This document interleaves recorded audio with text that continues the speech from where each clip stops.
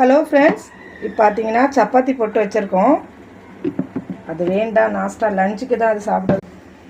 பார்த்தீங்கன்னா இப்போது நான் வந்து ஒரு ஷார்ட்ஸ் போட்டிருந்தேன், ரொட்டேன் இப்படி லஞ்ச் ரெடி பண்ணுறேன்னா. அப்போ இவங்க காலையில் என்ன நாஸ்டா பண்ணீங்க அப்படின்னு சொல்லி கேட்பீங்க. ஸோ அதுக்காக இப்போது கேழ்வரகு மாவு எடுத்து வச்சுருக்கிறேன். அதை நல்லா தண்ணியாக கரைச்சிக்கோங்க. ரெசிபி போடல, இதை நான் காலையில் என்ன நாஸ்டா அப்படிங்கிறத சரி அதை போட்டே காட்டிடுவோம் அப்படின்ட்டு. நல்லா இதை தனியாக கரைச்சிட்டு ஸ்பூனில் உங்களுக்கு கரைக்க வரல, குட்டி குட்டியாக விழுதுன்னா இந்த மாதிரி கையை வச்சு நல்லா அழகாக ஒரு குட்டி இல்லாமல் கரைச்சி எடுத்துக்கோங்க. இதுதான் எங்களோட இன்னைக்கு டிஃபன். நல்லா தண்ணியை நல்லா கொதிக்க வச்சுருக்கேன். அது நல்லா கொஞ்சம் கொதிக்கட்டும். அதுக்கப்புறம் சிம்மில் வச்சுட்டு இதை ஊற்றிக்கோங்க. இந்த மாதிரி நல்லா தண்ணியாக கரைச்சி வச்சுட்டிங்கன்னா கண்டிப்பாக உங்களுக்கு குட்டி விழாது. நல்லா கூழ் குடிக்கிறதுக்கு சூப்பராக இருக்கும். நல்லா சூடாயிடுச்சு. இந்த டைமில் நம்ம அடுப்பு சிம்மில் வச்சுட்டு இதை அப்படியே அது கூட சேர்த்துக்கணும். சூப்பராக அழகாக உடனே வந்துடும், இன்ஸ்டண்ட்டாக.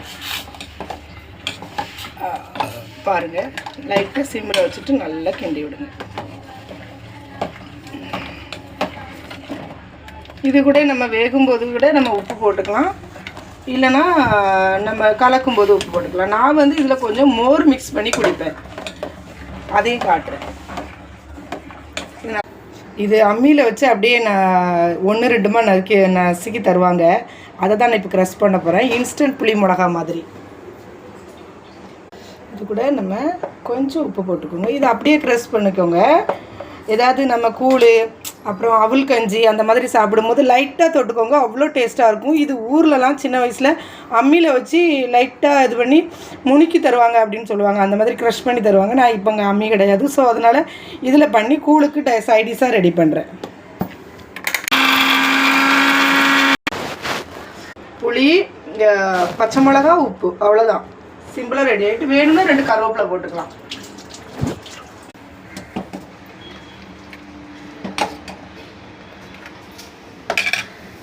இதில் மோராக ஊற்றிக்கலாம். நான் இப்போ கொஞ்சம் தயிர் போடுறேன். தயிர் போட்டுட்டு இதை கிண்டி விட்டுட்டு, தயிர் ஊற்றிருக்கோங்க, அது மோர் மாதிரி ஆக்கா கொஞ்சம் தண்ணி ஊற்றிக்கோங்க. இந்த படப்படன்னு அப்படியே இன்ஸ்டண்ட்டாக வீட்டுக்கு சேர்ந்தா காட்டுறேன். பண்ணிவிட்டு தேவையான லைட்டாக உப்பு போட்டுக்கோங்க. வந்து கிளாஸஸ் போயிட்டு வந்திருக்காங்க, ரொம்ப டயர்டாக இருக்குன்னா கேழ்வரகு கூழும் இந்த பாருங்கள் இந்த துவையல் தான் கொடுத்துருக்குறேன். உங்களுக்கு பிடிச்சிருந்தா இந்த மாதிரி கேழ்வரகு கூழும் இந்த துவையல் வச்சு சாப்பிட்டு பாருங்கள், செமையாக டேஸ்ட்டாக இருக்கும். தேங்க்யூ.